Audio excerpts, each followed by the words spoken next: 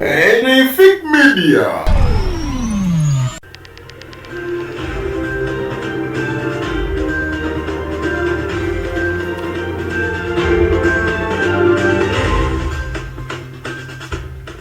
Bino bitandike ntya abaana ba Lwasa bakubye Angel ensambagire wamu n'ebikonde wamu n'okumugoba mu nnyumba.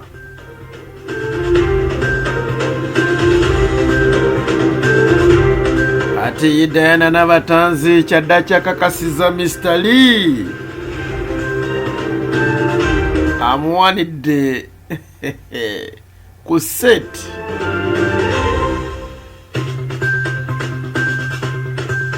Kukyala ka Chris Evans wa Mary BATA kwa sawa yonna. Polisi etandise okunoonyereza katambi k'omugagga Lwasa k'obuseegu ng'ali ku luguudo lw'Ebbakuli. Kirina akatambi k'obuseegu akasaasanyiddwa ku mikutu egya social media nga akatambi kano kalaga omwami nga alimu okwegadanga ne munneewe. Ate ye chairman aganya abatuuze okuzimba omuzikiti ku ttaka lyabwe biranze.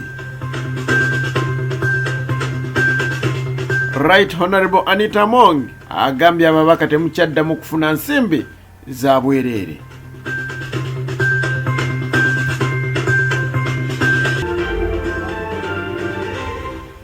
Abaana b'omugagga Lwasa basobodde okukuba ensambagire gattako n'ebikonde bano nga bakuba Angel wa Lwasa. Kino nno kivudde oluvannyuma lw'abaana bano abakulu okwemulugunya nti ekyamazima ono nno nnyabwe omuto ye yakwata akatambi naye erikodinga wamu ne bba bw'atyo n'asobola okuba nga ate akasaasaanya. Agamba abaana bano bagamba nti batunuulira akatambi ako ekyamazima balabira ddala nga yono ennyini yakalimu era ye kennyini yasobodde okuba nga akasaasaanya kyokka ye teyeeraga feesi ye. Bagamba nti bakooye okuswaza kitaabwe era abaviire mu nnyumba. Naye binene we tubibagambira ye Angel yasobodde okubeera nga ate akwatagana ne bannamateeka bwe omuli kanso nahabwe owa Elgon Advocates bw'ati n'asobola okubeera nga bagenda okutwalayo omusango mu kooti asobole okuba nga kooti eragira omukyalo ono abeere nga addayo mu nnyumba ye eya Lwasa kubanga omukyalo ono mufumbo ate tebannafuna divorce yonna okuggyako ebyo binaba bituuseewo nga divorce eze nejjukira nti Lwasa yawasa Angel.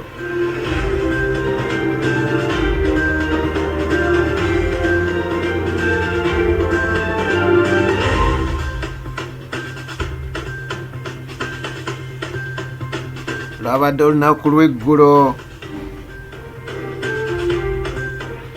essaawa zabadde 7 zennyini ku programu ebeera ku omukutu ogumu omukyala Diana Nabatanzi gy'akolera era bw'atyo yatuusa akaseera n'ayogera ku Mr Lee. Jjukira nti kitutte ebbanga ng'abantu bangi bakyayogera ku Mr Lee wamu ne Diana Nabatanzi era be batyo n'omu ku bannamawulire abagundiivu ono nno bw'atyo omwami Eddie yasobola okubeera nga ate ali ku radio era emu bw'atyo n'asobola okwogera ku Diana Nabatanzi wamu ne Mr Lee era abantu ne batandika okukakasa ensonga zino. Naye Diana Nabatanzi yabadde ku set yasobodde okutumira ku Mr Lee n'amugamba ebigambo bino wammanga nti munnange oli otya mukwano, oli otya sweetheart wange, ye wafunye ku kyemisana. Omwana Diana alumya. Tubagaliza birungi byerere wadde bombiriri bano bwe batuukira ne bababuuza ku biki ebigenda mu maaso wakati waabwe bonna basobola okubeera nga babiwakanya era ne balaga nti bamukwano nnyo. Era Diana yabadde amaliza ebigambo byagambye nti oh, how are you my sweet friend, oh my. Chris Evans agenda kukyala mu maka bazadde ba Mary BATA.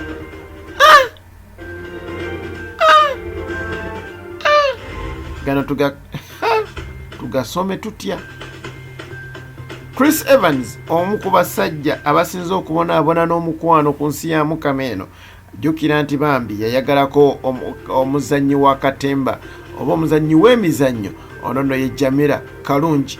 Bw'atyo yasobola okuba nga atamuta, bw'atyo n'adduka emisinde n'anoonya Zanny Brown yasobola okuba nga ate munnange bwe yasindikira n'akabaluwa n'atakaddamu bayakateeka kanyonyi ababijjukira twali mu primary.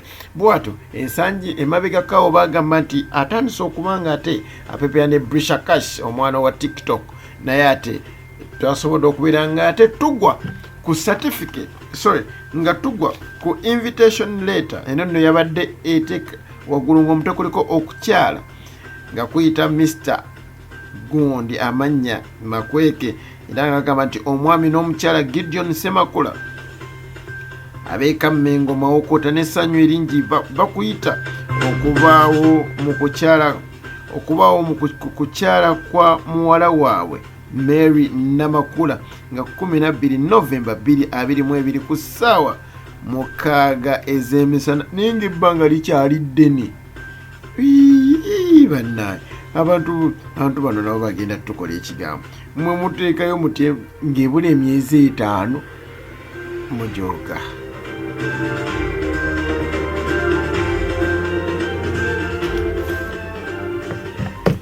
Okukyala kuno tukolinze kwe kukyala kwensosa okulaba nga bakuwa ebbanga n'ebintu bya Chris Evans nga bakuwa ebbanga eggwanvu senga nno kubadde kwanjula n'ogambako kale naye kukyala obukyazi okwandi wiiki ejja nzija. Bw'atyo Chris Evans ebyo nno bye biriyo.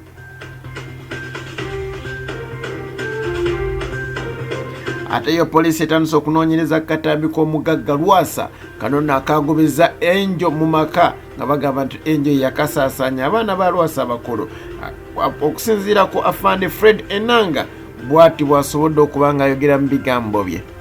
Kirina akatambi k'obuseegu akasaasaanyiddwa ku mikutu egya social media nga akatambi kano kalaga omwami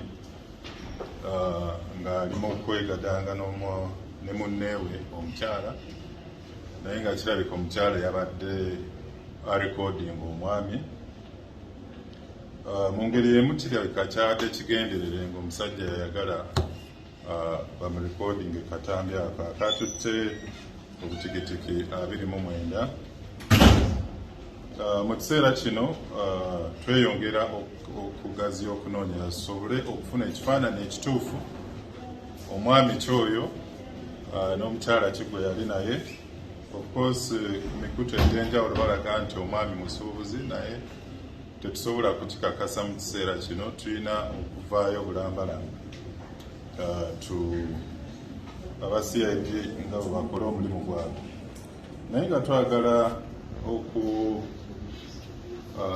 okuwabula bannayuganda naddala abo abali mu mukwano abali mu bikolwa ebyobuganzi nti balina okusigala nga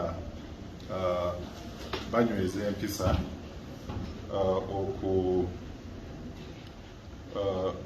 batambulira ku nneeyisa ennungi eggwanga lino kwe lizze nga litambula. Ebikolwa bino ebyokwekwata katambi ng'oli bukunya ate n'omala n'obikasuka ku mutimbagano kikontana n'enneeyisa y'abantu ababerako, era abantu bangi baasisittaziddwa oluvannyuma lw'okulaba ebifaananyi bino n'ekyabadde mu katambi ako.